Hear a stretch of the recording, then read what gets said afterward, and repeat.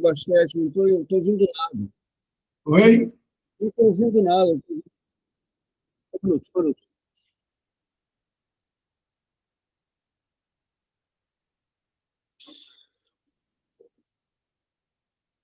Boa noite. Peraí, deixa eu apresentar ele, já te passo a palavra. Beleza. Bem, para todos, como vocês sabem, a gente está começando a gravação. Tá? Pessoal, hoje a gente vai ter Hélio de la Penha nos falando a respeito de racismo. Como disse num texto que escrevi, no cartaz que circulou, nós todos conhecemos Helinho como comediante, Cacete Planeta, mas pouco sabemos da intensa militância que ele faz em temas ligados a direitos humanos, na busca da participação, da construção de um mundo mais justo, mais ético, mais solidário. E hoje ele vai estar nos falando sobre racismo. Né? Então, Helinho, contigo mesmo.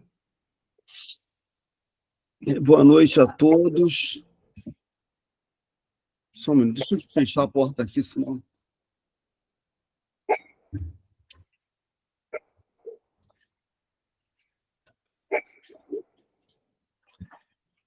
Bom, boa noite a todos. Em primeiro lugar, eu acho uma responsabilidade muito grande que o Paulo me incumbiu aqui, que falar sobre racismo, assim, eu não tenho nem eu não tenho o cabedal intelectual para fazer uma tese sobre essa questão.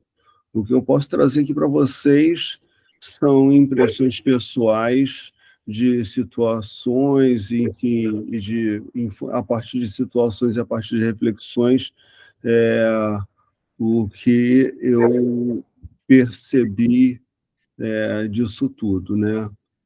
Enfim, vocês me conhecem da televisão, mas muito antes da televisão, eu fui um garoto nascido e criado na Vila da Penha, numa Vila da Penha que provavelmente a maioria aqui não conhece, não por não conhecer o Rio de Janeiro, mas por não ter idade para conhecer a Vila da Penha a que eu estou me referindo. Não é essa do shopping, do metrozinho e tal. É quando a Vila da Penha era um grande descampado, era um bairro considerado um bairro rural na época, tanto que minha mãe, que era professora primária, ela ganhava um adicional de trabalhar em área rural na Vila da Penha. E então era uma coisa muito distante do centro da cidade e tudo, né? A gente, para chegar ao centro da cidade, pegava um ônibus que levava 1 hora, mais ou menos, chegar no centro, né? Então, tudo muito longe, tudo. O que acontece é que você acaba criando microcosmos ali, e ali que a gente vivia era a Vila da Penha, aqui eu estou me referindo na verdade, uma zona suposto, ao princípio, valorizada do subúrbio, porque assim era um loteamento, a parte urbana, entre aspas, urbana da Vila da Penha, era um loteamento criado por construtores portugueses, tanto que tem muitas casas parecidas, você andar nas ruas lá, e você tinha assim, uma certa niche, um dono da loja ali na Praça do Carmo, um dentista do bairro, enfim, o pessoal com algum poder, os próprios construtores do loteamento, tal, os portugueses e tal, e misturado também com professor, funcionário público, tudo mais. Ele era um empregado da Companhia Docas de Santos, ele era um escriturário, minha mãe era professora primária da rede municipal, e trabalhava ali perto. E, assim, os meus vizinhos tinha uma grande mistura, tanto social até um certo nível, né? O rico que a gente conhecia era o dono da loja na Praça do Carmo e alguns imóveis e tal, e não tinha, e, ao mesmo tempo que tinha as pessoas, o pobre também não era uma favela onde a Vila da Penha, né? entendeu? Você tinha ali o Morro do Juramento já com favela, mas ali era um povoamento de casas bacanas e tal. Então, era uma situação meio peculiar, né? Subúrbio, Vila da Pena, a zona sul da zona norte, né? De alguma maneira. E então aí havia assim, uma mistura de pretos, brancos e tal. Eu, sendo preto, por outro lado, era filho da professora, então gozava de um certo status, né, digamos assim, né, que eu nem sabia, não tinha essa noção nenhuma. Para mim, eu era apenas mais um. Mas agora, pensando aqui com vocês, né, imagino isso. Enfim, era uma vida bem normal. Aí o que aconteceu foi, em 1971, eu fui aprovado para o ginásio, né? Ginásio que seria num colégio estadual. E esse colégio estadual, ele ficaria em Madureira, só que o prédio não estava pronto quando a gente foi aprovado. Então eu tive que ir para a Escola Normal Carmela Dutra, em Vaz Lobo, para compartilhar um horário, ou seja, no meu primeiro ginasial, ao invés de ter 4 horas de aula, eu teria 2 horas, né? Porque eu estava num colégio emprestado. E minha mãe, que era professora primária, ficou desesperada com a situação. E aí foi aconselhada por uma amiga: por que você não procura o São Bento? Porque o Elinho é bom aluno, ele sabe, ele precisa estar num colégio com ensino de qualidade e tudo mais. Aí minha mãe chegou em casa com essa ideia de procurar o São Bento. Meu pai falou para ela: Ruth, você está completamente louca, que isso? Imagina, São Bento é o colégio onde estudam os filhos do meu patrão, entendeu? Não tem a menor condição. Mas a minha mãe foi no São Bento mesmo assim. Aí foi lá conversar com o Dom Lourenço, em Paulo. Foi lá conversar com o Dom Lourenço e tal, aí explicou a situação, que eu estava... Isso já era março, né? A gente já tinha passado da fase da etapa de seleção, né? Já estava... O ano já estava comendo solto, né? E eu estava indo lá, estava indo no colégio na Carmela Dutra, né? Que era uma zona tremenda, eu adorava, entendeu? Precisava estudar nada, e 2 horinhas, pronto, acabou. Estava achando o máximo aquela situação. Até que um dia, aí a minha mãe foi lá no Dom Lourenço, eu não estou sabendo de nada, né? Tudo isso eu apurei depois, mais velho.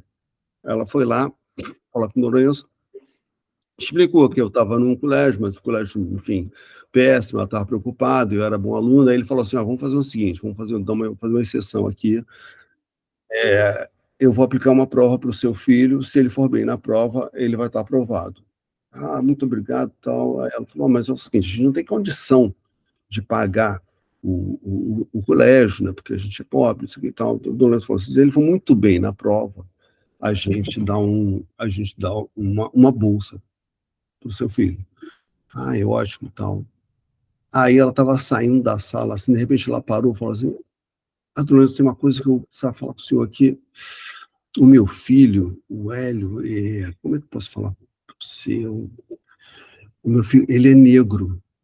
Aí Dom Lourenço olhou para minha mãe de cima a baixo e falou: isso eu já imaginava, né, minha senhora? Mas, enfim, eu sei que ali foi um momento em que, quando eu entrei no corredor do Colégio São Bento e fui pelo primeiro dia de aula no São Bento, lá onde o Paulo já estudava, né, Paulo? Eu entrei, estou falando em 71, você entrou quando? Eu entrei em 54, 65. 65? Eu entrei em 65. Então, pô, já estava no científico, então, quando eu entrei. Não. Eu entrei primeiro no ginasial, 71. 72? 6 anos depois. Eu me formei em 72, você tem razão. Você se formou em 72? É.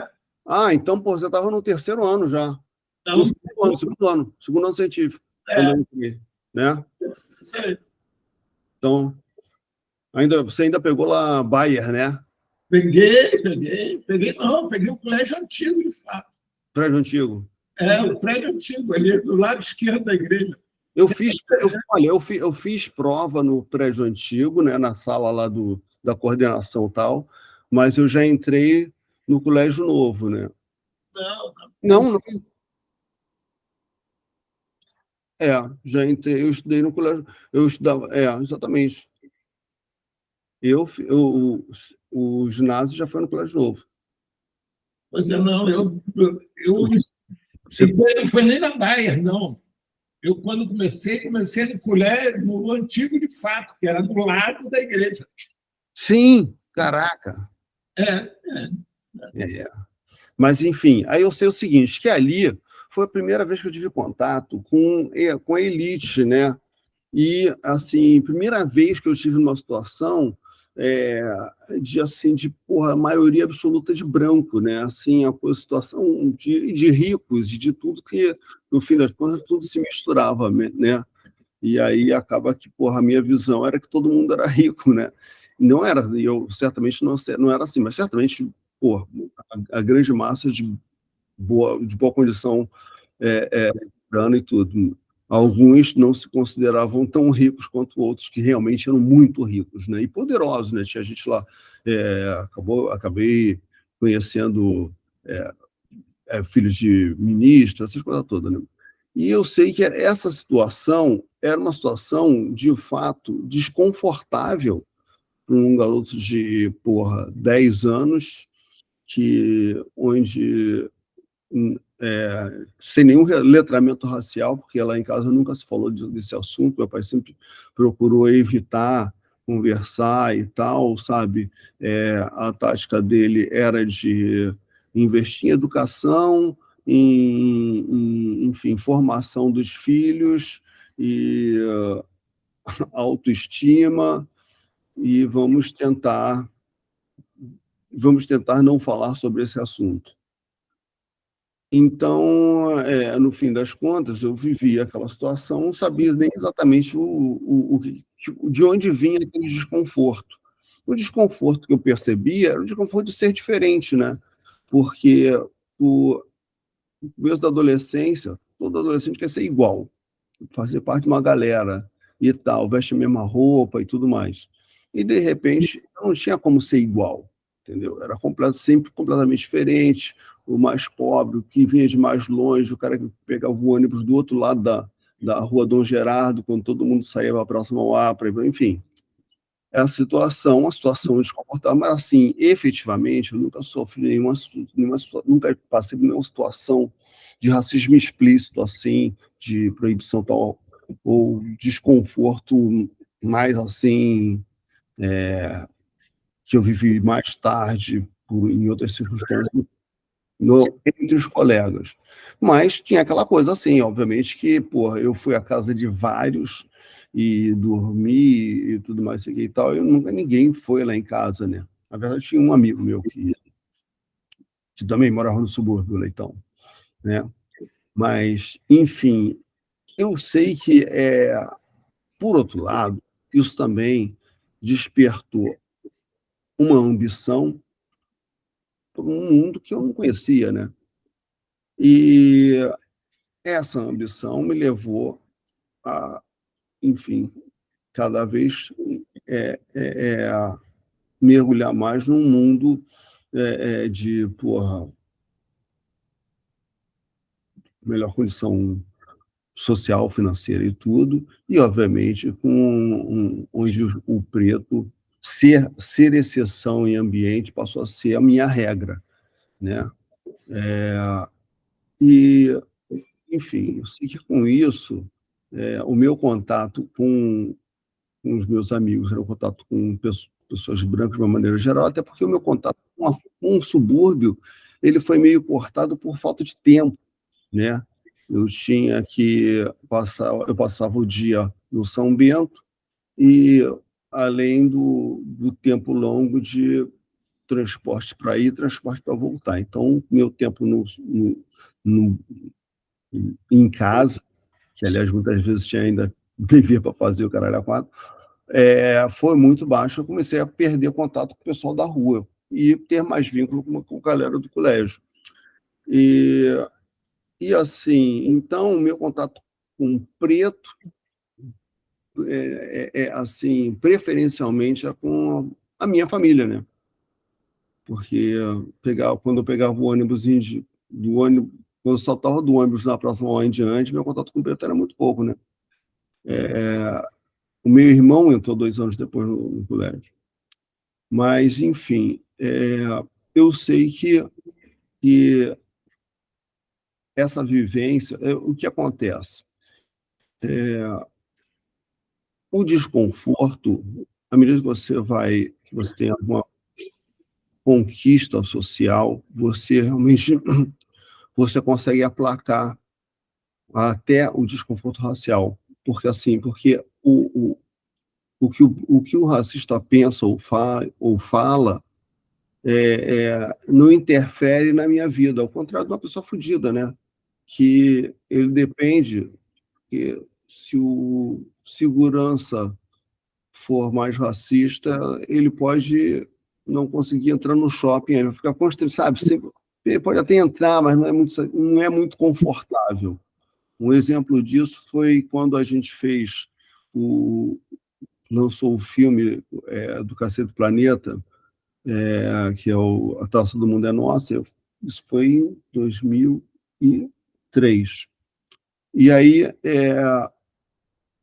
a gente tinha aqueles ingressos para produtor e tal, e aí eu distribuí para todo mundo aqui em casa. E principalmente e aí falei até para o Inácio, que é um motorista preto, tal, morador da Rocinha. Eu dei para ele um ingresso que era para ele ir no Fashion Mall para ver o filme. E passado um tempo eu perguntei: e aí, como é que você achou? Eu falei: cara, não fui. Acabou me dizendo que não foi porque eu não sentia vontade de entrar no Fashion Mall, entendeu? Enfim, situações essas que efetivamente eu compreendo e eu não passei, entendeu? A partir de um determinado momento, né? Mas eu acho que teve um peso muito grande assim, a minha reflexão, obviamente, quando eu comecei a ter mais contato com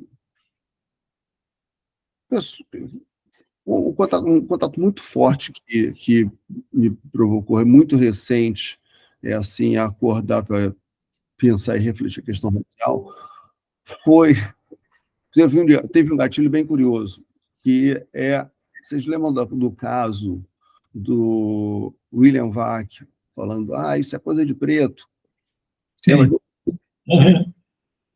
Olha só o que aconteceu. Essa história de coisa de preto. E aí fizeram um grupo de zap de comediantes e ficar todo mundo sacaneando, gozando essa história de coisa de preto, assim, e tal, sabe? Até que chegou uma hora, era só comediante preto, né? E aí chegou uma hora que, de tanta gente ficar trocando piada no Zap, alguém falou: cara, vamos fazer um show, vamos produzir um show.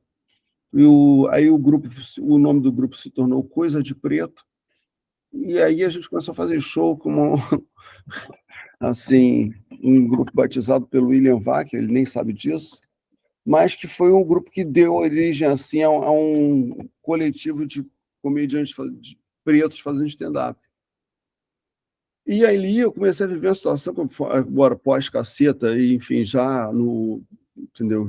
Agora saboreando o fruto do sucesso que a Caceta fez e tudo mais, né? Eu ali, o tiozão da galera e tudo mais.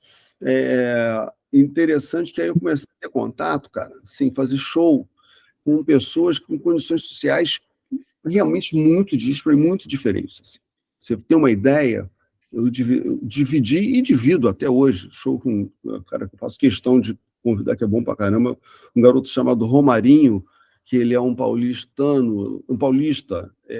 eu acho que ele é de São José dos Campos, mas mora lá em São Paulo, e ele é auxiliar de pedreiro, entendeu? E é muito bom, e faz show lá, tudo. Enfim, foi auxiliar de pedreiro, né? Hoje é comediante. Tem uma menina também, uma menina que vem do interior da Bahia, cara. Ela era agricultora na Bahia, Zete Brito, e hoje ela mora em São Paulo, na verdade mora em Mauá, e sobrevive sendo transista e faz show de stand-up. E aí, então, quer dizer, esse caldo me fez circular por um ambiente que era muito curioso, assim, porque eu encontrava com eles, eu mergulhava no mundo preto de São Paulo e tal, que acabava exatamente no momento em que eu abria a porta do Uber na porta do meu hotel, que voltava para um mundo branco, entendeu? É, e quando teve todo o movimento do Black Lives Matter e tudo, essas discussões foram se acentuando, os temas no show também foram acentuando, e com isso, obviamente, eu também comecei a ser chamado para conversar sobre esse assunto, e ao mesmo tempo em que eu buscava pessoas que, para mim, eram referência nessa conversa boa, como, por exemplo, o Celso Ataíde, o Preto Zezé, que a gente se tornou grandes amigos, e pessoas que tinham também uma coisa que eu acho importante nessa história toda, que assim eu venho me incomodando, que assim é pessoas que têm uma vivência e uma vivência refletida posteriormente e não se incomoda de compartilhar esse ponto de vista e entender, às vezes, a certa a ignorância levando ao racismo, tentando, enfim, ajudar, contribuir no letramento social. Tem gente que tem muita impaciência. Eu não estou por aqui para, não estou aqui para ficar ensinando nada para ninguém, mas eu acho que se as pessoas não sabem e ninguém ensina nada, eu acho que a gente acaba ficando no mesmo ponto, né?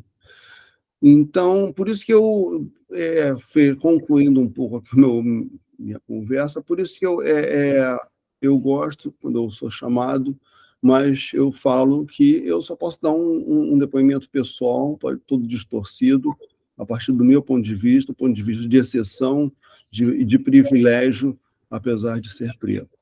É isso, Paulo. Você é pai de 3 meninos pretos. Sim. Você vive isso? Hã? Como é que você vive isso a hora que eles são vítimas de racismo? Já teve alguma situação que teus filhos tenham sido vítimas de racismo? Já. O que acontece é o seguinte: a gente vive numa redoma, né? A redoma do Leblon aqui, né? É um Shangri-La, né? Então, eu tenho o meu mais velho, ele estudou no São Vicente, né? E depois foi para o Teresiano, enfim, ele pingou aqui, pingou ali e tal, mas ele sempre foi um cara muito, muito social e muito esperto, inteligente, e gostava de ler, mas, enfim, aí eu estava com uma galera, com os amigos dele, ali no Bebê Lanche, sabe, no Leblon, Sim. uma lanchonete de Pleiba, né? Ele e seus amigos Playboy estavam ali sem camisa, vindo da praia, comendo sanduba e tal. Quando, de repente, parou um camburão e os caras saíram, foram direto em cima dele, entendeu? Aí, revistar, não sei o que, tomou um susto do caralho, que ele nunca tinha passado por isso, estava ali com 20 anos, e aí tal. Aí, depois, quando acabaram de revistar, viu que não tinha porra nenhuma, era apenas um moleque vindo da praia, né? Eles falaram assim: não, é porque teve um assalto aqui no Itaú, só tem um Banco Itaú, tem uma agência Itaú aí do lado, né? Uhum. Então, ele falaram assim: teve um assalto aqui no Itaú, a gente está procurando suspeito. Porra, olha só, cara. Sim. Imagina o sujeito assaltar um banco, né? Assaltar o Itaú, aí para comer um sanduba ali no Bebê Lanche antes de ir embora. Porra, tem puta que pariu, né? Entendeu? mas assim, foi a primeira vez que ele foi confrontado com a situação. E hoje, como ele mora em São Paulo, e tem amigos pretos e tudo mais, eu sei que acordou também. Eu acho que assim, você tem um convívio, entendeu, Paulo? Não adianta você ficar lendo e tal. Se você não tiver um convívio com gente preta, você, porra, sabe, tudo que você aprendeu lendo e vendo lives, você vai desaprender. É como o inglês, né? Se você vai ter aula de inglês e aí você não tem contato com um gringo, obviamente você perde o inglês, né? Se você não tem contato com um preto, você perde o letramento racial também. E vem cá, no meio artístico, como é que é a tua circulação? Você sentia alguma dificuldade na hora de você ganhar papel dentro? Você fez novela, né? Você fez algumas coisas no meio artístico, além de Cacete do Planeta. Você sente essa discriminação? Paulo, a discriminação ela existe mesmo. Agora, eu não sou um preto, eu sou o Hélio, entendeu? As pessoas não lidam comigo como, sabe, eu sou uma pessoa que tem uma história, que, porra, que fez sucesso. Então, assim, quando eu fui à novela, não fui lá pedir para participar de uma novela. Eu fui convidado, não nem porque eu sou um bom ator, eu sou um merda de ator, mas assim, porque, vamos botar um cacete aqui na novela, tal, entendeu? É uma outra situação. Eu não tenho como falar, porra, como, por exemplo, o Juan Paiva. Juan Paiva é ator que está hoje aí acho que em Renascer, né? E ele era da Rocinha, fez Nós do Morro, participou, inclusive, é o protagonista do filme que eu fiz e tal, mas eu não sei como é que era ele, como é que ele circulava pela Globo e tal. Provavelmente ele devia sentir isso que você imagina e que é real. No meu caso, não acontece, que assim, eu entrei na Globo já num grupo, entendeu? Eu entrei quando eles viram aí, o grupo Caceta foi contratado primeiro como redator e depois a gente foi para frente das câmeras, sempre num certo controle do que estava acontecendo. Então, com isso, assim, como era um grupo, eu estava ali, tinha um escudo, né? Não era um grupo de pretos, era o único preto num grupo de brancos e tal, e principalmente, fundamentalmente, apresentando uma qualidade, uma novidade, que foi isso que sustentou a gente ali. Então, assim, como eu te falo, minha vida de exceção, ela me impede que eu fique tirando uma onda de, porra, sabe? Inclusive, foi curioso que, assim, que quando eu comecei a lidar com essa galera lá, que eu estou falando do stand-up, eu ficava assim, porra, e aí, qual vai ser? Porque, assim, o stand-up ele uma arte confessional, certo? E, assim, o que eu posso falar enquanto preto se eu não posso fazer o mesmo texto de, porra, não, meu pai foi embora, ou eu moro numa favela, sou fudido, enfim. Não, eu tinha que falar uma outra coisa, eu tinha que falar assim, a visão.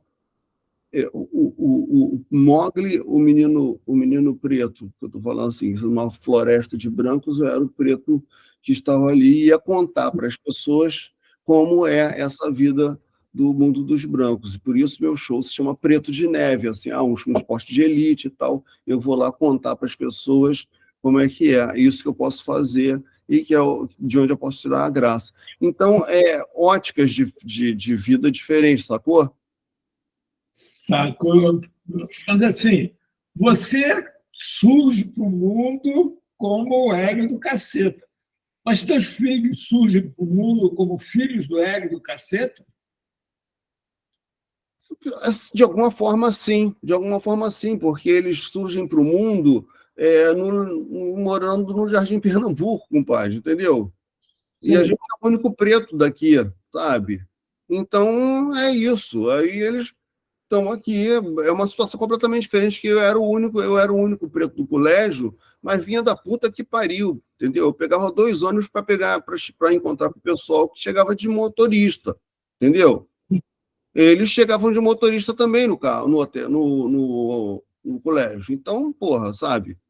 É outro ponto de vista da vida. Sim, mas assim, o que você está querendo colocar é que toda a tua vivência de discriminação ela acontece misturada com discriminação também por causa de diferença de classe social, diferença de moradia, ou seja, você vivia uma situação que era uma excepcionalidade em vários aspectos de vida, né? Onde, inclusive, você não podia participar muito da zona da escola, porque você, como bolsista, se fosse reprovado ou qualquer coisa do gênero, perdia a bolsa, perdia o colégio. Quer dizer, nisso também você tinha que ser exceção, não? Uhum. É verdade, verdade. Essa situação de exceção foi uma coisa que acabou moldando a minha vida, entendeu? E, então, mas o que acontece? Em que situação eu posso viver um caso de racismo? Uma situação em que eu esteja misturado com uma galera e as pessoas não me reconheçam, entendeu? Tá? Tem até tem até uma piada que o Chris Rock faz, que ele conta no stand-up dele, ele falando assim, que é mais ou menos o meu caso. Ele fala assim, estava vindo assim de longe, aí tinha uns caras na esquina vendo ele chegar de longe. Aí ele ficou falando assim, ele, a galera conversando, falando, ia lá vem um crioulo ali, ó. O crioulo, ó o crioulo chegando, ó o crioulo chegando. Aí quando ele se aproximou, os caras viram, o crioulo não, é o Chris Rock. Entendeu? É isso, porque você se torna uma pessoa. Então, quando você não é uma pessoa, quando você é mais um na multidão, aí a chance rola. Então, vou te contar um caso recente que aconteceu, onde justamente isso, né? Eu fui fazer tem um comediante chamado Rodrigo Marques, que ele ia fazer um show no Teatro Bangu, lá no Bangu Shopping. Não sei se você já foi lá, mas é um lugar bacana pra caramba. Enfim, ele ia fazer um show lá e gostava do cara, não conhecia ele, mas eu gostava do material dele e tal. E aí eu, na cara de pau, mandei um recado, falei assim, queria ir aí ver o teu show. E aí ele falou, se tu vem aqui, cara, tu poderia fazer uma abertura? Eu falei, uma honra, vamos fazer uma abertura. Aí fazer a abertura significa você fazer uma participação curta no começo, antes do show principal, né? E aí, o que acontece? Eu fui para lá e nisso tinha uma galerinha, uns comediantes, como era em Bangu, os meninos lá de Bangu, né? E quanto mais do subúrbio, mais preto tem misturado, né? E aí, enfim, a gente fez tudo, fez o show, acabou o show. Eu falei para os moleques dali de Bangu, Realengo e tal, falei assim, eu vou dar uma carona para vocês. Aí lá foi a gente, assim, aquele grupo que assim, a gente foi andando, o teatro fica num prédio, aí você vai no prédio principal, paga o estacionamento. Eu fui no prédio principal para entrar, para pagar o estacionamento, assim, misturado com a galera. Tá? Quando me fiz menção de entrar no prédio, o porteiro botou a mão na minha segurança, botou a mão no meu peito, assim, tomei até um susto, né, que isso não acontecia já tinha um tempo. Aí ele falou assim, vai aonde? Eu falei, vou pagar o estacionamento, né? O cara não acreditou. Aí ele perguntou assim, cadê o tique? Aí eu, falei, cara, não acredito que isso está acontecendo em 2021, 2020. Quando é isso? Sim. 2020, eu acho que foi foi um pouco antes da pandemia, foi em janeiro de 2020. Cara, aí eu mostrei para ele o ticket, né, e entrei para pagar. E os caras conversando, todos animados, que, o Hélio de la Penha ia dar carona para eles, né? Então, cara, o que aconteceu? Aí o segurança sacou que eu era eu, né? quando eu voltei, o cara estava quase de joelho, pedindo pelo amor de Deus, sabe? Porra, não pedindo desculpa, mas assim, eu sou muito seu fã, não sei o que, sabe? Ficou arrependidaço. Ficou tão arrependido que fica até com vergonha de dar uma lição de moral, sacou? Mas assim, por que aconteceu? Porque eu era mais um preto, sacou?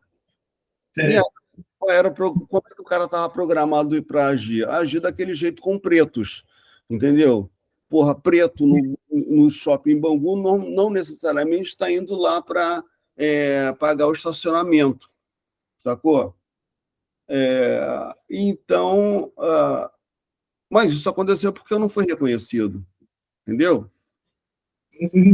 Bem, cá, quando você sai de São Bento, e no intervalo de saída do São Bento para a Fama, para o Cacete Planeta e tal, como é que foi essa passagem por faculdade, essa passagem por esse mundo, sem ser o Hélio de la Penha, mas, ao mesmo tempo, já desprotegido sobre o mundo? Então, aí era um período de muito sofrimento e assim, porra, é aquela coisa assim, cara, a dificuldade de você fazer parte de uma situação, de um mundo que, entendeu? Que não é aquele, ao mesmo tempo, sabe, eu não estava... fiquei meio solto nessa história, porque assim, é, quando eu saí do São Bento e fui para a engenharia do UFRJ, já começa que os meus amigos do São Bento não foram para a engenharia do UFRJ, não tinha. Cheguei lá, encontrar uma outra galera. Por outro lado, ali na engenharia da UFRJ, um colégio, apesar de público, era uma elite do caralho, né? Sabe? Porque só os pica da galáxia que passavam para a engenharia da UFRJ manhã, né, aquele vestibular que só estava atrás do curso da medicina da UFRJ. Então, com isso, assim, o colégio judeus, né, os melhores do colégio de aplicação, o colégio de São Bento, esses colégios, né, que formavam o universo de engenharia, né? Estudando engenharia. Mas, assim, o que acontece também na universidade, você mistura com engenharia, com matemática, você começa a fazer movimento estudantil, aí começa a ter mais uma mistura racial, né, também, e social, e muito menos do que a estratificação que o São Bento apresentava, né? Entendeu? E aí, e aí eu sou apresentado à praia, né? A praia, para mim, assim, foi um lugar... A praia do Rio de Janeiro, Zona Sul, ela é um ambiente de ascensão social, entendeu? Porque você se mistura, tá todo mundo sem camisa, você dali a pouco você está, entendeu? Se você é bom de conversa, que você está conversando com uma pessoa que pode te achar interessante e dali a pouco você está fazendo alguma coisa interessante, tudo mais, né? Oportunidades essas que lá na Vila da Penha não rolava, né? Sei. Mas, assim, Elinho, você, embora não fizesse parte da elite econômica, você fez parte da elite intelectual, né? Sendo um dos melhores alunos de São Bento, entrando para o UFRJ. Como é que era esse conflito para você? Você é um menino, um rapaz negro, que tinha uma capacidade intelectual fodida, que tinha capacidade de entrou para a UFRJ, a engenharia da UFRJ, convivendo nesse meio, né? E assim, cheio de excepcionalidade à tua volta. Eu não sei. Paulo, o que acontece aí nessa história, cara, assim, porra, hoje eu estou conversando aqui com você, tranquilo, sabe, podendo falar a respeito e tá aqui, estou bem tranquilo, sentado na minha cadeira. Eu era um cara tenso, entendeu? Porque era uma situação que eu não tinha controle, não tinha, sabe, no momento que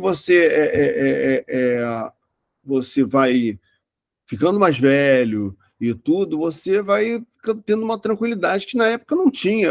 Para mim, eu era um palito de magro, porque estava o tempo todo tenso, tentando, porra, como é que eu vou resolver essa porra dessa minha vida? E já tive até... Teve um momento assim que foi mais foda, que não foi do São Bento para a engenharia, foi da engenharia, o momento a formatura no curso de engenharia. Porque no período que eu estava na faculdade, eu me sentia, mal ou bem, igual a todos os meus amigos que estavam na faculdade, né? Agora, quando a gente se formou, aí você via assim, fulano vai trabalhar no escritório do pai dele, ciclano, o cara botou não sei aonde, não sei, enfim, os caras, inclusive, já sabiam por que eles estavam fazendo engenharia. De repente, eu me toquei assim, cara, eu estava fazendo engenharia para conseguir uma forma de sobreviver. Não era o meu, sabe, minha atividade fim, né? Então, cara, foi um momento assim de uma crise existencial, cara, que virou um surto, sabe? Quando caralho, e agora como é que eu vou fazer? Apesar de ter um diploma, eu vou ter que continuar trabalhando aqui no lugar que eu estou trabalhando, mas eu vou ter um emprego, porra. Mas é isso que eu quero da vida, mas eu posso... Cara, uma confusão, entendeu? É porque lá em casa não tinha mesada, né? Tinha que resolver. Aí, no fim das contas, assim, eu passei por uma crise psicológica braba, assim, sei que, mas me mantive na engenharia, enfim, como um ganha-pão, enquanto estava formando a carreira sem saber o que eu estava fazendo, tinha como hobby fazer o jornalzinho e tal, da Caceta, Barra tal, e que depois resultou de ser o meu ganha-pão, né? Mas situação bem, bem relativamente difícil. Eu não posso nem dizer que bem difícil, porque, como a gente conhece situações muito mais difíceis, né?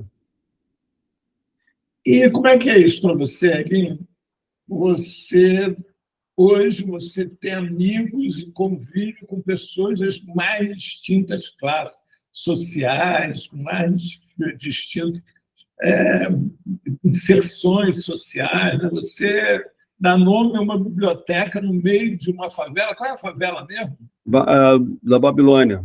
Da Babilônia, né? É. Você dá nome a ela, e não só dá nome, como volta e meia, vai lá, visita, e você está sempre envolvido com várias ações humanitárias, humanistas. Como é que é isso para você? Como é que você vive isso, assim, olhando para você de hoje, olhando para você na tua infância, olhando para essas crianças que te rodeiam? Como é que é isso, Emílio? Então, cara, eu acho que o que acontece é que eu fui amadurecendo e pensando a respeito de certas coisas assim. E uma coisa assim, porque assim como é muito difícil você conquistar coisas, também você leva um certo tempo, assim, pelo menos acho que talvez não sei como são os brancos, mas assim, o preto sempre acha que pode perder aquela porra toda, sabe? Fala assim, cara, será que será que a gente consegue? Tem até outra piada muito boa do Chris Rock, cara, muito boa, que até eu repliquei aqui em casa num aniversário, que é o seguinte: o Chris Rock, ele disse que ele tem sempre uma mala pronta na porta de casa, assim, na porta de entrada, no caso de saída da casa dele, porque ele fala assim, cara, eu nesse casarão aqui, porra, de repente vai chegar o branco que é dono dessa porra toda, eu vou ter que ir embora. Então, cara, o que acontece? Cara, aí chega uma hora que eu falo assim, cara, eu consciente, assim, da minha conquista, eu falei assim, cara, porra, o que eu posso fazer nesse momento é retribuir para a sociedade a conquista que eu tive, sacou? E de que maneira? Aí eu comecei a pensar, o que é fundamental para mim? Foi a educação. Eu falei, pô, eu acho que eu posso trabalhar de alguma forma na educação, no incentivo à leitura, na formação, sabe? Até porque, cara, eu vejo assim que um cara que deu certo na televisão falar que educação é importante acaba tendo um peso maior do que o cara que até o professor, quando fala para ele, o cara, porra, educação, mas aí eu vou ser professor. Você fala assim, porra, cara, eu cheguei onde eu cheguei porque, para mim, a educação foi fundamental, a leitura é importante. Sabe, olha assim, toda vez que vinha um molequinho, uma menininha bonitinha dessas atrizes mirim, que ia fazer uma participação, ou no programa do lado, e vinha fazer fotos, aí toda vez eu falava, cara, é o seguinte, é muito bom você ser atriz mirim, mas se você não estudar, sabe, a atriz mirim dificilmente se torna atriz, porque no período que você está aqui trabalhando, a atriz estará estudando e se formando. Então, tem que tomar um cuidado tremendo, sabe? Você, o auge da vida da pessoa não ser, né, aquela infância e tudo. Então, eu nem sei por que eu comecei a falar negócio de atriz mirim. É da biblioteca e da molecada. Sim, então eu acho assim que eu posso ter um discurso mais direto com as pessoas, e assim o cara meio se impressionar, porque assim, eu acho assim, eu fico lembrando, cara, que algumas pessoas tem um cara que talvez ele nem saiba, mas assim, tem uma vez lá no São Bento, a gente estava no 4º ano ginasial, 8ª série para os mais jovens, eu um professor de português chamou um publicitário para falar da profissão, sacou? E aquele negócio aquilo me marcou muito, aquele cara que falou, que eu não me lembro o nome nem coisa nenhuma, entendeu? Então eu fico assim, às vezes, pensando assim, porra, conversar com a garotada, eu, enquanto um preto, que era o único preto da televisão e tudo, sabe? Mas, porra, como é que chegou lá, sabe?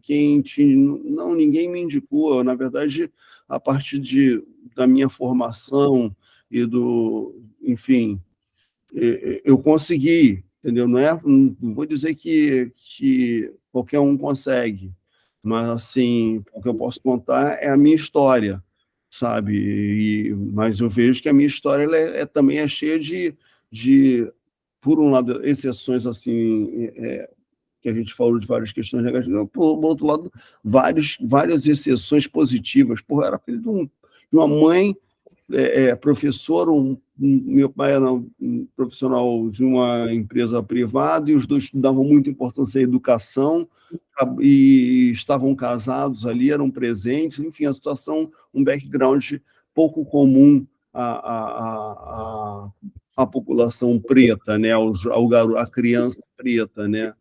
Então, e isso permitiu também que essas coisas acontecem dessa forma, né? Pessoal, ninguém tem nenhuma pergunta, nenhuma colocação para fazer, não. Eu vou ficar aqui batendo papo com a vida toda. A vida toda não, o Paulo, porque a gente até combinou aí, né? Não, combinou até meia-noite, tem tempo. Tá doido, meu. Cara, porque ninguém quer falar nada, eu vou fazer mais perguntas ainda. Então, vamos lá. E assim, como é que você... porque você tem um destaque dentro do teu meio, né, da tua família e tal, que teus irmãos não têm. E aí, como é que você vive isso, a coisa de teus irmãos serem pretos, de teus irmãos enfrentarem o cotidiano do negro comum, né? E você ser privado, quer dizer, não passar por isso, né? Como é que você vive isso para você? Traz algum aprendizado na tua vida? Olha, de alguma maneira, cara, meus irmãos também não passam.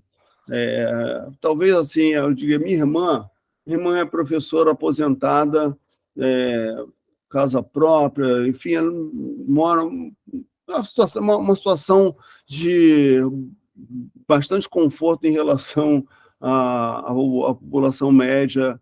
E meus irmãos, eu tenho um irmão que é coronel do Exército, o outro é capitão, aí tem outro que é advogado, e minha irmã que é professora, entende? Então, eles vivem situações de racismo, é, não é uma coisa tão... Não é como um favelado preto que, porra, sabe, toma toda hora tá tomando dura da polícia para chegar em casa, porra, sabe? É, aí enfim, toda a situação do preto fudido mesmo, né? Entendeu?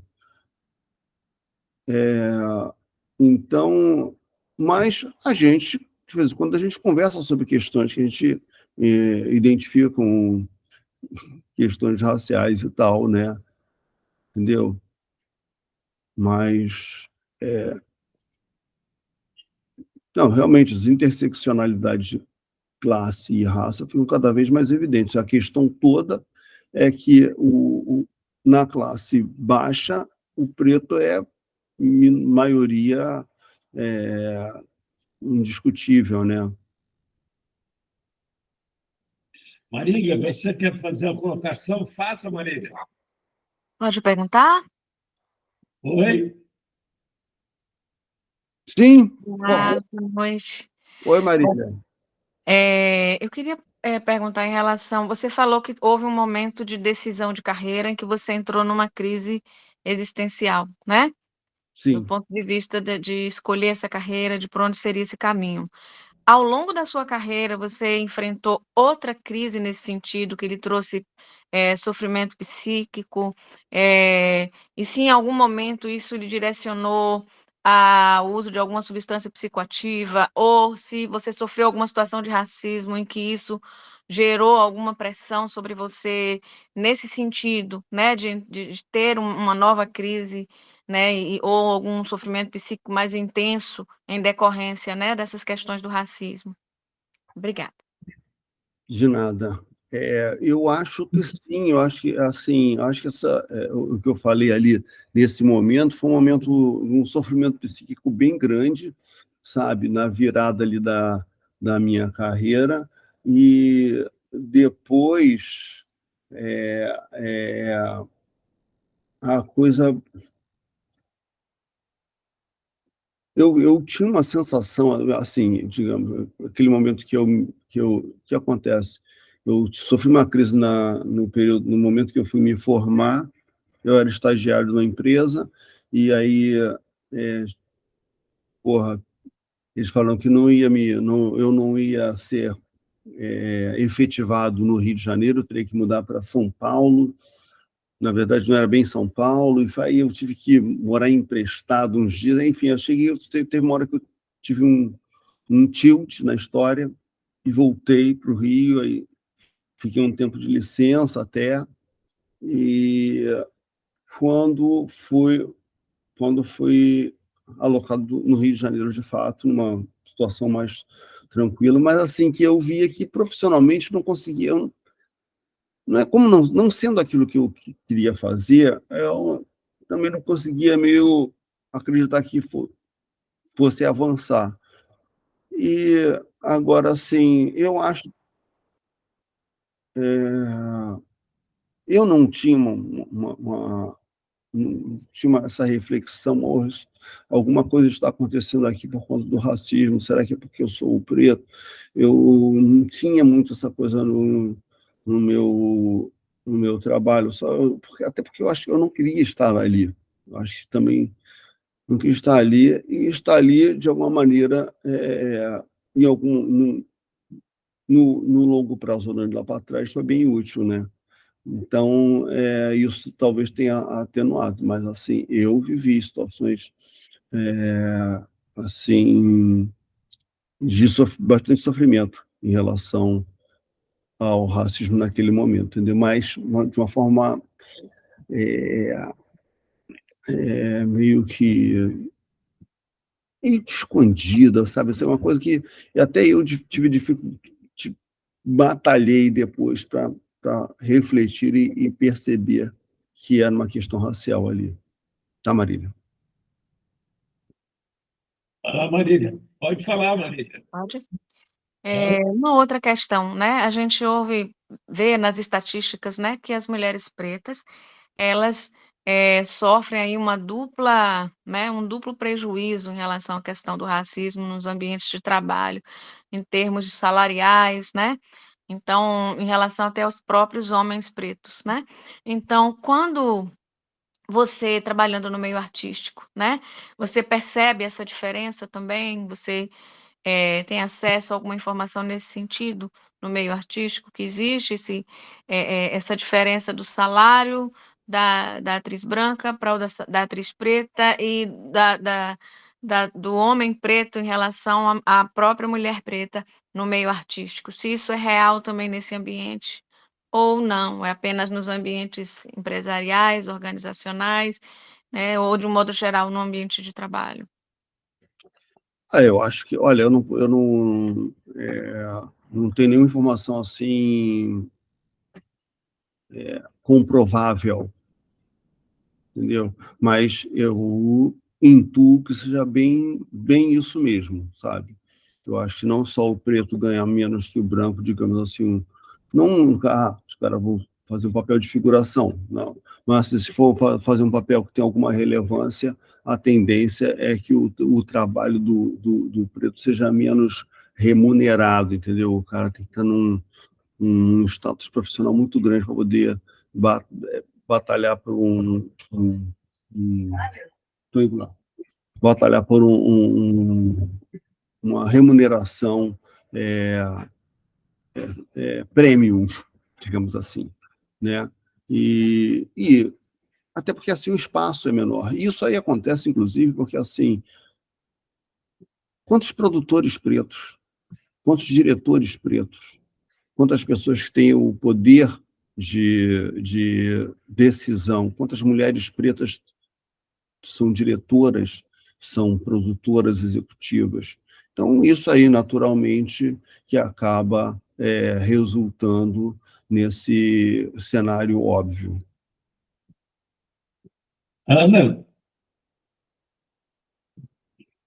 Ana Paula? Oi, boa noite, Paulo. Boa noite a todos, todas e todes. Boa noite, Hélio. Boa noite. Estou bem feliz que você está aqui. Quero parabenizar o Paulo pelas escolhas das pessoas que ele sempre chama para fazer parte do nosso bate-papo. Né? E hoje, quando eu vi, falei, olha, eu não posso perder. Obrigado. Nada.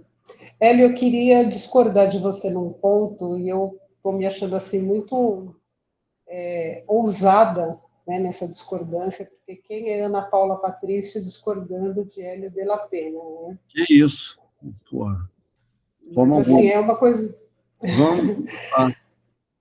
Mas é uma coisa assim que eu senti de falar, né, muito... Não é um desrespeito, é uma discordância, é uma coisa assim para a gente construir aqui. Por Né? favor.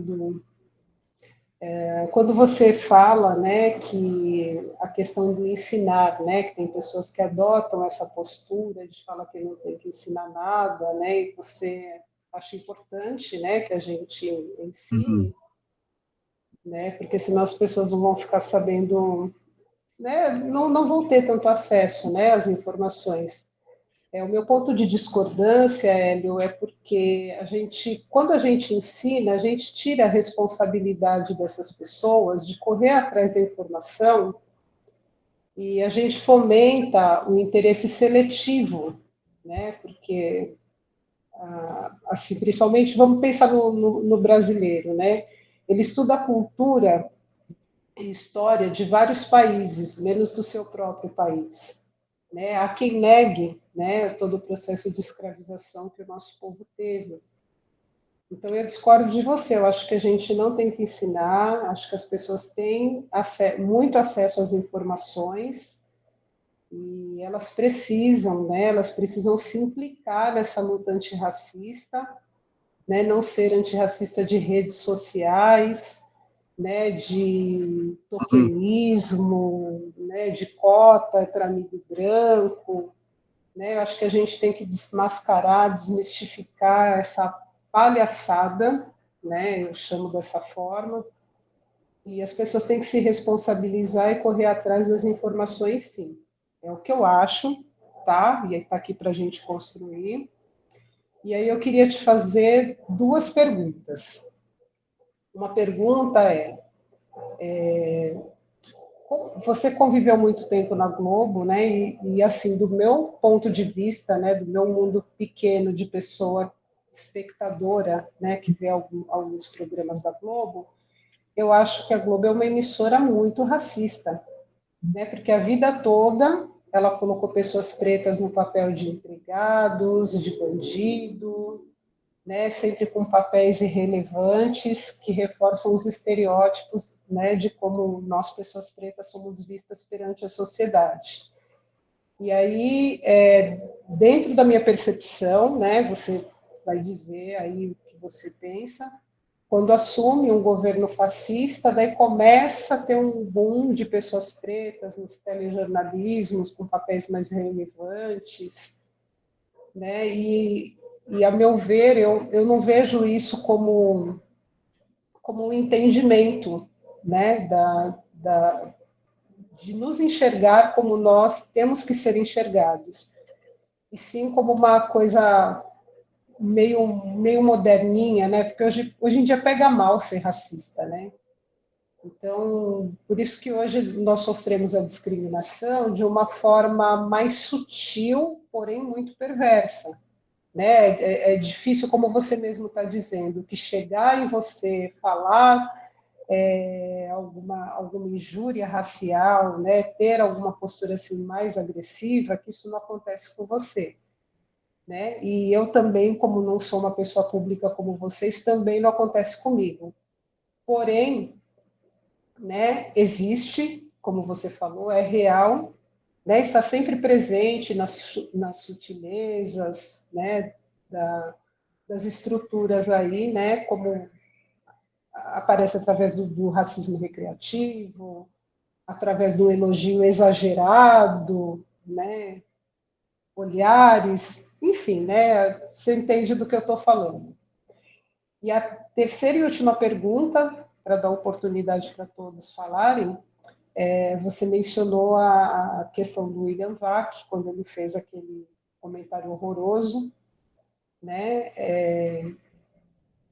como que é para você depois encontrá-lo, né? Que eu imagino que você encontrou o cara, né? E não só ele, como outros atores, né? Que têm falas racistas, comportamentos racistas. Como é depois para vocês se encontrarem ali no meio em que vocês convivem? É isso. Ana, boa noite. Prazer te conhecer. E não tem nenhum problema da gente discordar. E a gente continua discordando, mas, enfim, esse não é o ponto. Eu acho que não só a Globo é racista, como o audiovisual, de uma maneira geral, é racista, e, na verdade, o audiovisual ele é um espelho do que é a sociedade, e a sociedade é racista. Então, por que o audiovisual espelharia algo diferente do que o que é a sociedade, né? Então, não tem mesmo como. Agora, essa presença maior aí de atores de negros, não só na dramaturgia, como também na publicidade, isso aí é resultado dessa luta. É resultado dessa luta. Eu acho que isso não é hipocrisia, não. O que temos é que tem que. Como a coisa é um avanço, entendeu?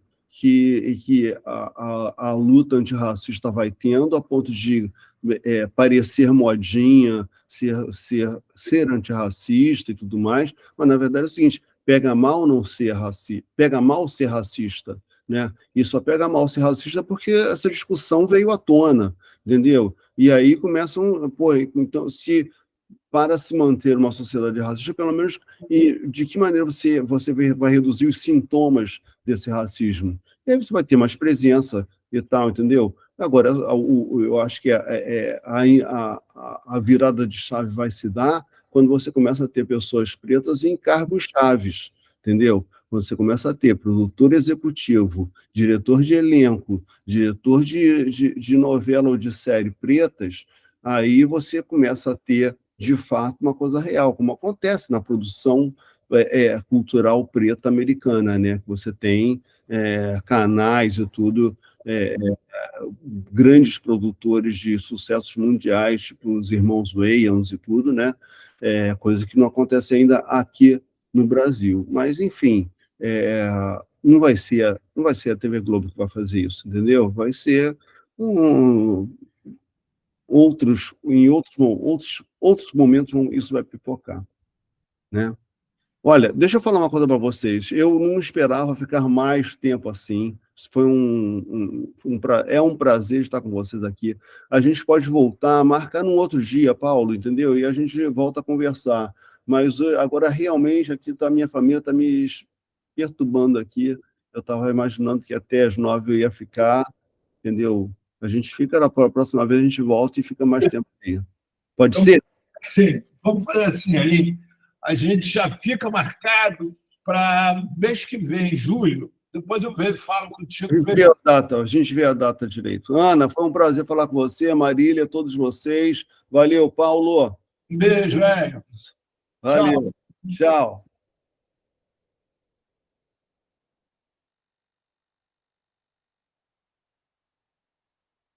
Bem, pessoal,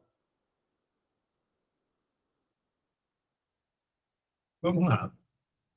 É assim, tem uma questão que cada vez se faz mais presente no observatório, e eu quero lembrar para vocês, né, qual é a missão do observatório. A missão do observatório é estimular a implantação de políticas públicas que promovam a inclusão social. E dentro da questão da inclusão social, a questão racista cada vez se faz mais presente, né? Porque o próprio racismo já é excludente. E você crescer, viver e se estruturar dentro de uma sociedade racista é sinônimo de se estruturar dentro de uma sociedade que não contribui para a formação de autoestima. Então, nós estamos querendo organizar um ciclo de debate sobre racismo na quarta segunda-feira de cada mês, né? Foi hoje com o Elinho, porque ele não podia na segunda-feira passada e a gente trocou. O Marcelo esteve aqui e o Elinho esteve hoje, né? Mas na quarta segunda-feira desse mês nós vamos fazer. E nós estamos procurando, porque, como é facilmente perceptível, eu não sou negro, né? Então, meu lugar de fala não é esse lugar. Meu lugar de fala é o lugar de quem consegue perceber todo esse processo social, mas que não vive isso, né? Eu vivo na tabela, eu vivo do outro lugar, né? Me incomoda, acho horrível isso, acho horrível, mas não é o meu lugar. Então, nós estamos procurando grupos de pessoas ou alguém que pesquise, que estude, que vive essa questão racial, né? Mas que viva e pesquise isso, não sobre a questão da consequência em si. Porque a questão da consequência, ela hoje já é muito pesquisada, muito trabalhada, né? Mas sobre quem é esse negro, né? Porque, normalmente, quando... Eu sou psicoterapeuta também, né? Vocês sabem. Normalmente, quando você está trabalhando com uma pessoa negra, parece que o passado dela se encerra ou ela nasce na vida na escravidão. Parece que antes da escravidão não havia nada, né? Assim, parece que tudo que a África tinha a fornecer para o resto do mundo eram corpos para serem escravizados. Quando não é verdade, né? Assim, primeiro que todo ser humano que existe na face da Terra é afrodescendente, né? Porque todos os homens sapiens nascem na África. Então, todos somos afrodescendentes. Além disso, a África e o seu povo originário fez contribuições imensas, né? Exatamente, Marília, né? Tem a questão do índio no Brasil, né? Do nativo no Brasil. Mas o povo africano tem contribuições imensas para o que a gente vive hoje. Por exemplo, a primeira universidade na história da humanidade é africana. Por exemplo, o que se fala debochando, né? Você parece a rainha do Sabá, como se isso fosse um demérito, parecer com a rainha do Sabá. Não, a rainha do Sabá foi uma rainha africana, negra, que priorizou a ciência, que priorizou o conhecimento, que organizou o conhecimento, a ciência.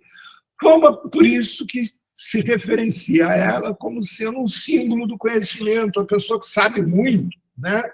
É uma rainha do Sabá. Só que, como ela era negra, isso é falado em tom de demérito, em tom de deboche, né? Em tom de piléria. Ah, você parece a rainha do Sabá. Como se fosse branco, europeu, teria monumento e etc. Então, nós estamos procurando alguém, ou um grupo, preferencialmente um grupo de pessoas, que nos ajude a organizar, a sistematizar um conjunto de palestras, de debates, que eu espero que seja por muito, muito tempo, né? Que traga essas questões todas para dentro do observatório, para que a gente possa efetivamente discutir. E a questão da autoestima, que para a gente é tão fundamental para o nosso trabalho com a edição, né?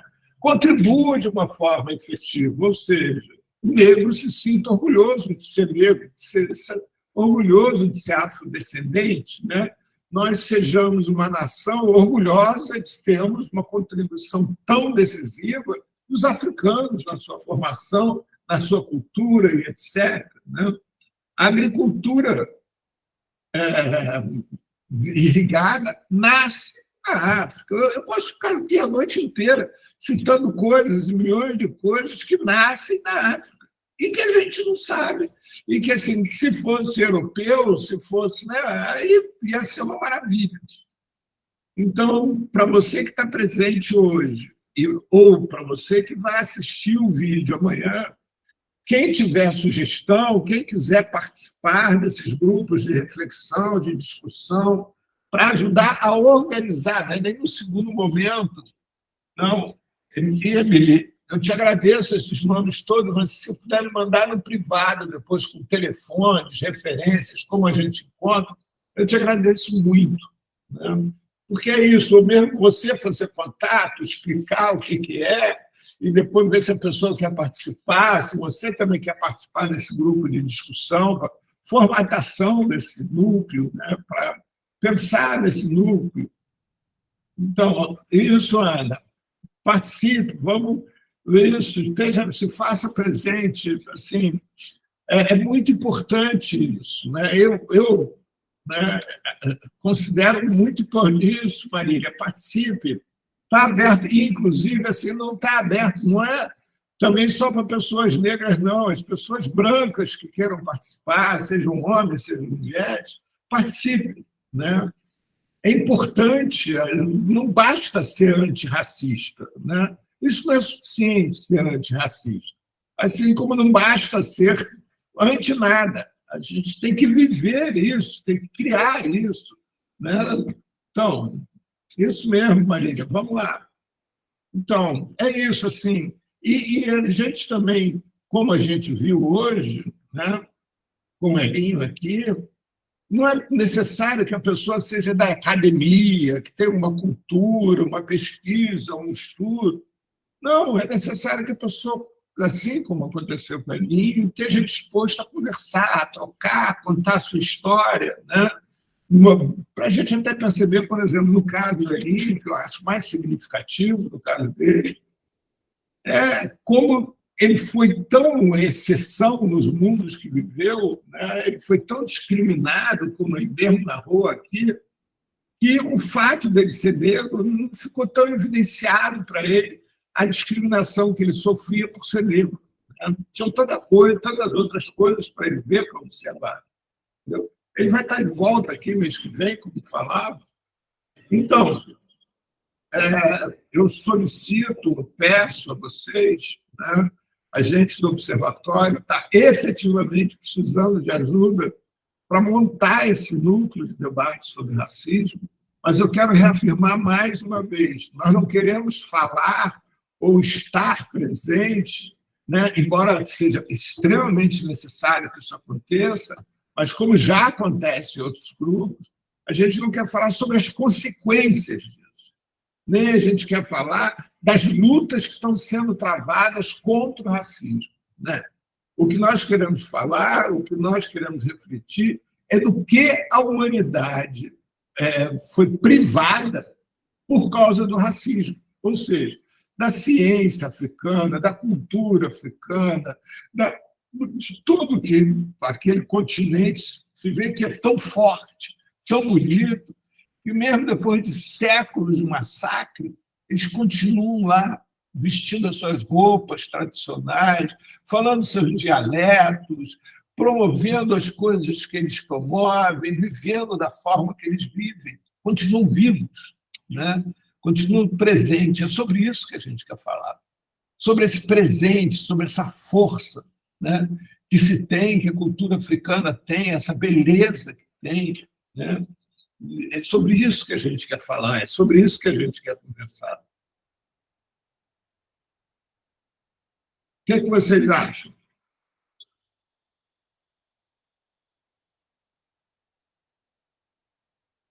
Pode falar, Emília. Abre tua câmera, fala.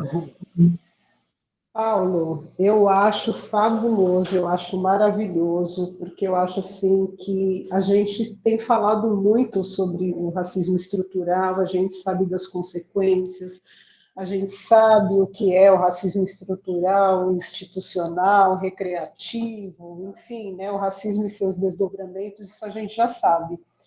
Eu acho que a gente tem que avançar.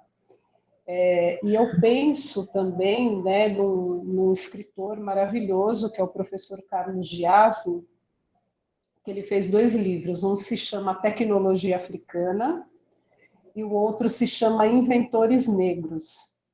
E aí ele fala, né, de toda a potência do continente africano, do Kemet antigo, de todas as invenções, né, e eu acho assim fabuloso, porque, por exemplo, todo mundo pensa que quem inventou o computador, né, foi um homem branco. E não, o computador ele foi inventado no continente africano. E por aí vai, né? Então tem muitas coisas que a gente não sabe, que eu também estudo, que eu venho aprendendo, e eu acho que a gente tem que falar dessa potência, né? O próprio Museu Afro-Brasil, não sei se tem gente de São Paulo aqui que já visitou, o Museu Afro-Brasil, ele tem uma sala muito pequena que fala sobre o processo de escravização.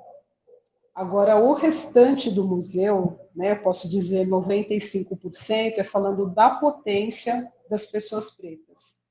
Então, eu acho fabulosa a sua ideia, estou super disponível para contribuir, para colaborar, para fazer indicações, enfim, pode contar comigo. Então, eu vou pedir um favor, Ana, para quem tiver interessado em participar, me manda uma mensagem no privado para a gente formar um pequeno grupo, vai ser um grupo para organizar esse debate de racismo especificamente, tá? E aí a gente sistematiza por lá. Emily, você quer falar também, Emily? Pessoal, quem quiser abrir a câmera, agora a gente vai estar papo aberto entre a gente sobre a questão do racismo. Não precisa fechar a tua câmera, não, Ana Paula. Vai deixar aberta. Todo mundo pode abrir suas câmeras e a gente conversar soltamente, livremente. Né? Diga lá, Emily. Oi, gente, boa noite. Não, acho que eu fiquei super feliz de ouvir, né, a proposta, a ideia de fazer esses debates. Eu acho que é extremamente urgente, porque acho que a Ana, foi a Ana que falou, né, agora? Acho que a Ana, ela traz muito, assim, do que eu estava pensando mesmo, né, que a gente fala muito do racismo estrutural e de muitas coisas, mas tem tanta coisa que não é falado. ou quando não está falando de racismo estrutural, em algumas falas bem errôneas que a gente ouve, né, ouvimos do presidente também, de que acha que a cultura negra também se restringe apenas à religiosidade, né, ou apenas a alguns fragmentos que não tenha, obviamente, né, a gente precisa entender isso e aceitar e normalizar, não sei, né, qual a palavra correta, mas que tem tantas outras coisas da potência, né? Tantas coisas que, igual a Ana falou, que foi inventado pelo negro, que não é ensinado nas escolas, deveria, né? Algumas coisas assim que eu acho que faz muita falta. Eu acho que se a gente conseguir ir dar uma pegadinha nessa linha, ia ser muito potente, muito legal, assim. E acho que hoje também, só na fala do Hélio, eu fiquei pensando muito no Frantz Fanon, do Preto de Máscara Branca, né? Que a gente vê tantos e que tem alguns que não se reconhecem exatamente por conta disso, né? Por conta do meio onde vive, ou então por conta de ser alienado por tantas máquinas aí, né, que a gente tem, massivas, mas fiquei animada, assim, se eu conseguir, tentarei, vou tentar ver se eu encontro alguém também, e para ajudar a gente nesses debates, inclusive é um recorte da minha pesquisa de doutorado, que estamos começando agora, fiquei animado, fiquei animado. Então, vamos lá. Diga lá, Ivonete. Nossa, eu achei excelente. Boa noite para todo mundo. Eu achei excelente a sua ideia e eu quero também colocar à disposição. Eu percebo que existe uma resistência mesmo, né? Uma resistência em se falar da potência da África, da potência do povo negro. Eu acho que é isso que pega também, porque falar das mazelas, do sofrimento, é algo que entusiasma, né? Mas quando se fala do que a África representa, do que o povo negro representa, há uma resistência muito grande. Então, você trazer isso, eu acho que é muito bacana. E eu acho, sim, que todas as pessoas brancas também devem participar também, porque é aquilo que a gente fala sempre, né? A gente foi meio que afetado pelo racismo, que é uma anomalia, né? Mas a gente acaba sendo nós, negros, a lutar por uma coisa que nós não criamos. Então, eu acho que é bem bacana as pessoas brancas participarem, conversarem, debaterem esse assunto mesmo, né? Para saber como lidar com isso. Acho que é muito importante mesmo. E eu percebo isso, até falando sobre isso, eu até conversei, esqueci o nome dela agora. Conversando sobre isso, vamos realizar agora a Expo África Brasil, e eu percebo a resistência que é para a gente poder falar do relacionamento comercial, porque eu converso com muita gente africana, tanto de Gana, Angola, Etiópia, Moçambique, e eu percebo que existem coisas tão grandiosas acontecendo, e isso não é falado. E quando a gente fala assim, vamos trazer isso para o Brasil, vamos conversar sobre isso, para criar um relacionamento comercial, há uma resistência muito grande. Então, eu acho que a sua iniciativa é primorosa, fabulosa, importantíssima, e conte comigo. E você também pode contar com o observatório, se a gente puder contribuir com alguma coisa nessa relação com a África e seus países, estão inteiramente a dispor, viu? Maravilha, já agradeço, já convido, já convoco, estamos juntos. Bem, mais alguém tem mais alguma coisa que queira colocar? Olha só, vamos tentar ver se a gente consegue se entender dentro dessa história, né? Pois não, Vilma, pode falar, Vilma. Como uma pessoa branca, eu gostaria de dizer que vocês estão corretíssimas. Eu tive um pai que era super preconceituoso, e as brigas comigo e ele eram enormes. A partir dos 10, 11 anos de idade, a gente brigava muito porque ele era neto daquele povo que tinha fazenda e escravos. Então, ele aprendeu que o negro era para apanhar, né? Que trabalhava porque estava sofrendo, senão não fazia. Então, foi sempre muito difícil. E essa coisa de a gente só falar do negro enquanto escravo e não fala das coisas interessantíssimas que vocês estão dizendo que o negro fez.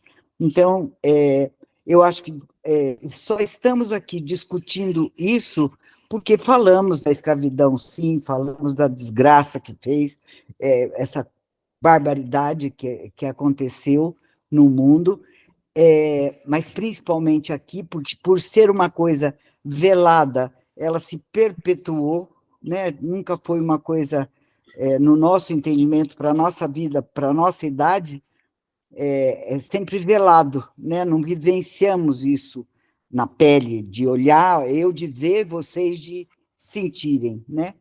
A escravidão mesmo. Então, eu acho que está passando a hora de começar a discutir, a se falar, né? A se ter conhecimento do que o negro faz, que nem a Ivonete está dizendo, né? Essa coisa comercial. Tem contato com essas pessoas. Eu compro tecido, por exemplo, de um angolano. Ele traz da Angola, vende aqui, aí você mostra para as pessoas, fala, nossa, que coisa linda, não, mas que coisa linda, mas ninguém compra. É doido isso, né? E é de uma qualidade que nós não encontramos mais aqui no Brasil. Se você encontra, você paga uma fortuna por um metro de tecido de algodão, né? Então, eu acho que passou da hora de estar fazendo isso. Eu, enquanto uma branca, apoio totalmente. Então, já temos mais uma para o nosso grupo. E a Vilma é potente. Vilma, onde entra, acontece. Aquela que a língua não cabe dentro da boca, sabe? Pois é, então. Mas olha só, nós temos muita coisa, muito trabalho para fazer. Dentro desse tempo que a gente pode fazer, do observatório, né? A gente pode pensar em, por exemplo, em passar filmes e depois debater o filme, né? Nós temos que discutir livros, discutir fatos, tem milhões de coisas. Por exemplo, um fato, né, que eu descobri há pouco tempo, a lente, quem inventou a lente foram os africanos. Não se sabe exatamente quem foi, mas sabe-se a região onde nasce a lente, né? Foi os africanos. E, por isso, depois, a lupa também são os africanos que inventam, né? Principalmente os muçulmanos, e eles inventam exatamente cada guerra para poder ver o inimigo ao longe. Então, assim, a gente tem um material que é uma enormidade, né, para se falar. Hoje em dia já é permitido falar, mas fala-se que Jesus Cristo era negro. Mas olha, gente, se Jesus Cristo era negro, Maria José também era negra. O pai de Jesus Cristo também era negro, quer dizer, todos eram negros, né? É engraçado porque se fala de Jesus Cristo assim, mas não se pensa no todo, né? Se pensa hoje em dia, alguns falam da negritude de Jesus Cristo, mas poucos falam dessa família negra, né? E que tudo ali está deturpado, tudo ali. E se ele realmente era filho de Deus, né? E para nascer branco ali naquela região, Deus tem que ser extremamente racista, porque para nascer branco ali naquela região, naquela época, é impossível, né? É totalmente impossível. Então, essas coisas, como todas, elas precisam ser faladas, elas precisam ser vividas, né?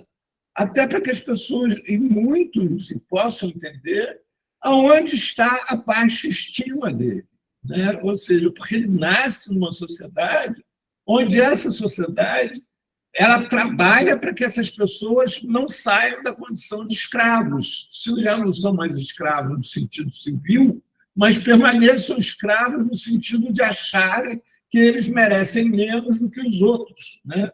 Que eles são menos do que os outros. E, por isso, permanecem onde estão. Então, assim, a gente tem muita coisa para fazer. E aí eu estou convocando a todos que queiram participar, insisto, me mandem uma mensagem pelo Zap e no privado para que a gente possa organizar um dia para debater um dia como formata isso, como caminha isso, como organiza isso. Tá? Mais alguém? Silvio, toda hora você abre. Helena, toda hora você abre, toda hora você fecha a tua câmera, você quer falar. Marisa, Cris.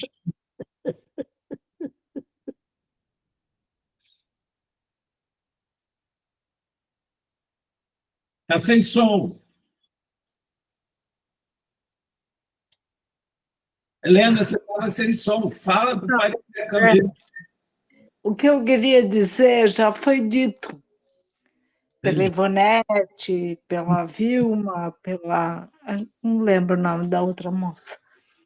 Tá bem. Que eu acho isso muito importante. Seria importante as crianças negras serem educadas de forma a conhecer os feitos de seus ancestrais.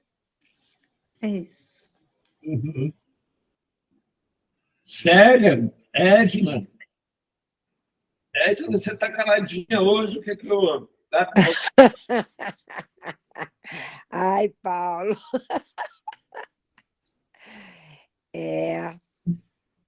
Eu preciso me aproximar mais dessa temática. Eu estou caladinha justamente por isso, pela ignorância. Todos nós, né, precisamos nos aproximar dessa temática, porque ela está presente no nosso cotidiano, no nosso dia a dia, né?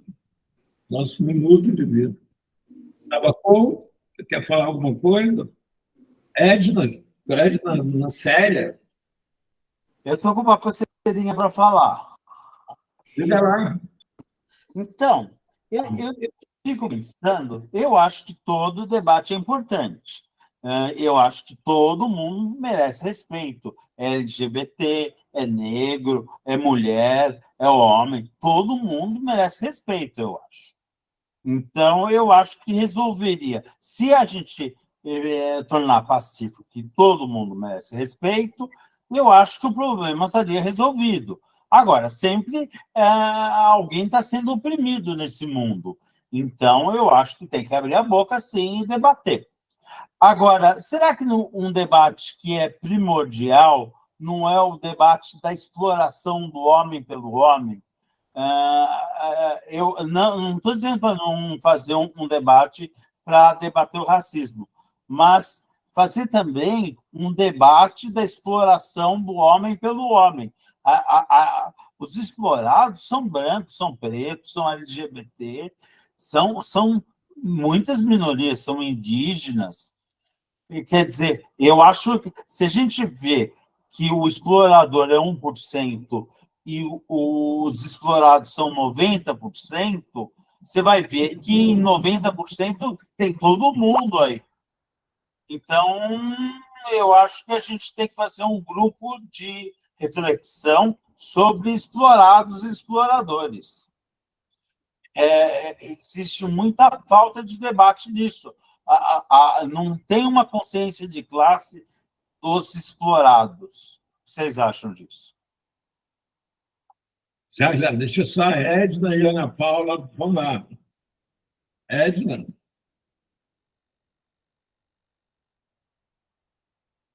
Ana Paula. Desculpe. Nós já estamos a pandemia que eu não esqueço de abrir essa porcaria desse microfone. Boa noite aí. Eu acho super interessante isso que o Tabacu falou, e eu tenho a impressão que nessas exposições que serão feitas, isso vai aparecer, sabe, Tabacu? Porque não dá para você fazer uma apresentação sobre a questão lá da ancestralidade, etc., e até os dias de hoje e tal, se você não insere isso dentro de um contexto social. E aí vai ter o explorador, o explorado, o porquê, né? Como que essa sociedade se organizou e por que essas pessoas foram excluídas, etc., etc., etc. Eu acho que isso que você falou vai permear a discussão, se a gente pensar num conceito mais ampliado, no olhar mais ampliado. Eu penso dessa maneira. Ana?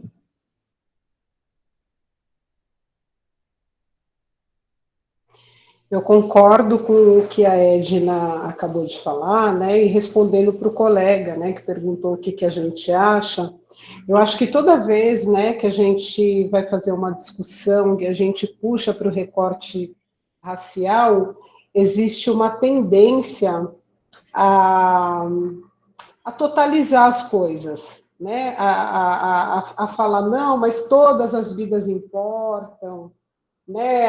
Porque todo mundo é importante, né? Então, assim, eu como sou uma trabalhadora, né, da área dos direitos humanos, eu fico pensando, né, quem são os humanos de direitos, né? Direitos humanos é para quem, né? Então, eu acho que a gente não pode perder o foco, né? A proposta aqui foi falar, né, da potência, né, do letramento racial através da potência do conhecimento, da história, da cultura do povo preto. E eu acho que se a gente for cair, né, nessa questão da totalidade, né, de que todos, né, de que todos são explorados, né, se a gente, por exemplo, falar em exploração, eu acho que não tem como não falar das pessoas pretas.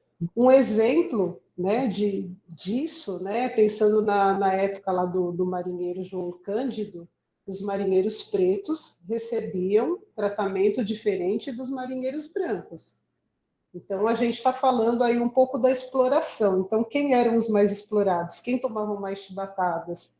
Então, acho que a gente não deve perder o foco do debate, né, e não cair, porque, assim, eu acho que esse grupo aqui é um grupo sério, né, é um grupo potente, até por isso que eu participo dele, né? E se a gente cair para esse lado, a gente está fazendo o que muitos debates fazem, né? Invalidar, né, as questões que são propostas, né, a ferida que a gente precisa enfiar o dedo.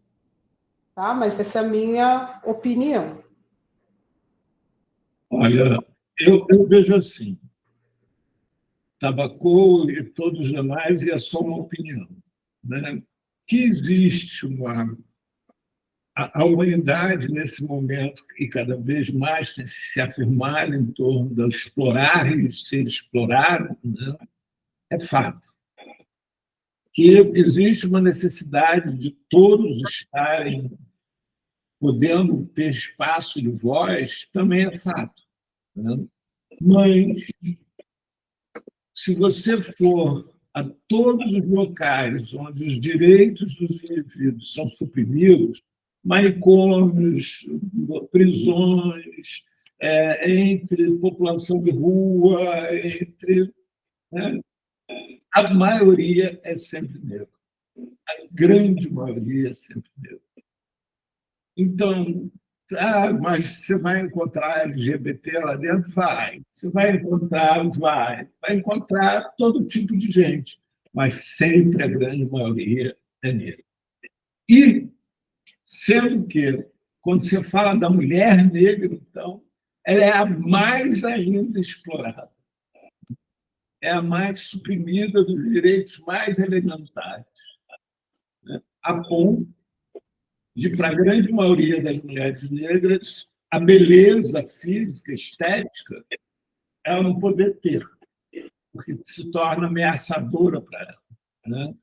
Muitas das mulheres negras, elas se vestem, se maqueiam, se penteiam exatamente para ficarem menos bonitas e correrem menos risco de serem abusadas nos ônibus, nas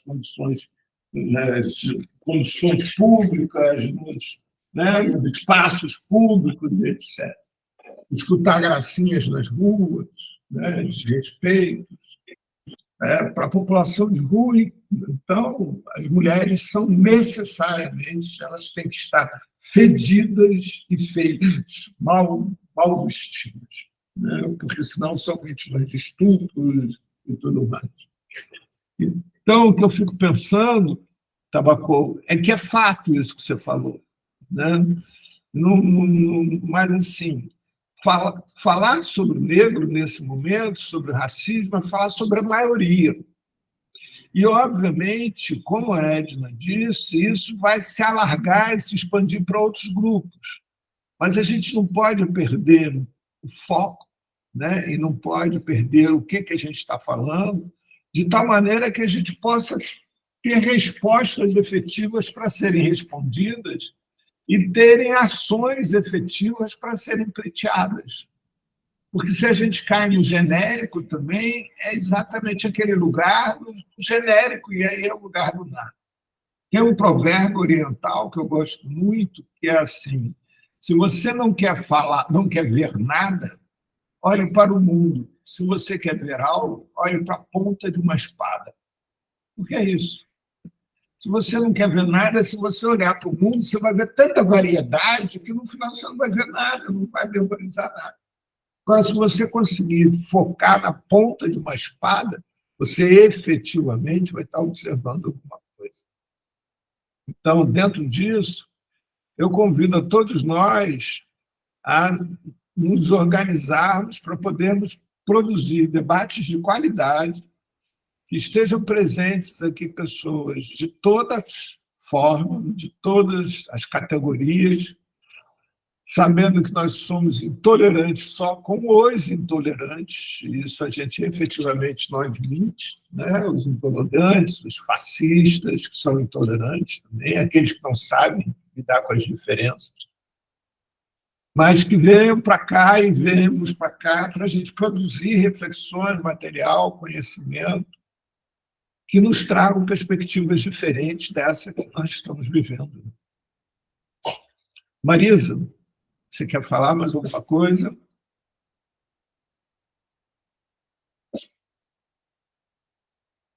Marisa? Você está sem som e sem imagem, Marisa. Eu estou abrindo aqui a câmera, desculpa. Boa noite. Não, eu queria só trazer para a questão um fato que aconteceu comigo na minha vida, que tem muito a ver com o que você propôs, de levar o conhecimento das coisas boas, das coisas do povo negro, entendeu? Eu tive um companheiro na minha vida que ele tem, ainda estão vivos, 3 netas, e todas 3 negras. Assim, uma de 4 anos, a outra de 8 e a outra de 13, era escadinha. E a de 8 anos, eu fiz muita amizade, a gente se tornou uma família, e aí a de 8 anos era mais espoleta, assim, mais atirada, mais tudo, e vivia apanhando da mãe, quando eu conheci, né? E aí eu achava aquilo, né, muito, muito ruim. E por eu estar fazendo mais amizade, estar mais perto, eu comecei a conviver mais com eles e participar mais disso, né? E aí, um belo dia, eu liguei para a mãe, que é a filha, né, do meu companheiro, e a gente conversando, aí ela falou que a Luara estava de castigo. Eu falei, castigo? De novo? Essa menina só vive em castigo. Não, Marisa, você não sabe o que ela aprontou. Eu falei, mas meu Deus do céu, o que foi dessa vez? Marisa, ela pegou o meu produto que eu passo para tirar os pelos, ela foi para o banheiro e passou no cabelo. Eu falei, tá, mas por que ela fez isso? Ah, porque ela queria ficar com o cabelo igual da Frozen. Eu falei, meu Deus do céu. Olha o que ela tem, entendeu? De figura, de rainha, de princesa, entendeu? Aí, quando elas vieram para cá passar o final de semana comigo e tal, aí eu comecei a conversar com ela. Aí sentamos e eu botei um filme. Depois a gente viu outros filmes de personagens, sabe? De rainhas negras, Pronto, ela foi para casa, maravilha. Aí, logo depois, ela pediu para a mãe dela ligar para mim, porque queria que eu fosse com ela no Mercadão de Madureira para comprar as trancinhas para ela colocar as trancinhas. É isso. Entendeu? É sobre isso que a gente fala. O que essas crianças têm de visão? Eu acho que tem que ser matéria de dentro de escola, sabe? Porque o que a gente vê nas escolas, não que não tenha que se falar, muito pelo contrário, eu acho que tem que se falar no sofrimento todo, entendeu? do negro, sabe?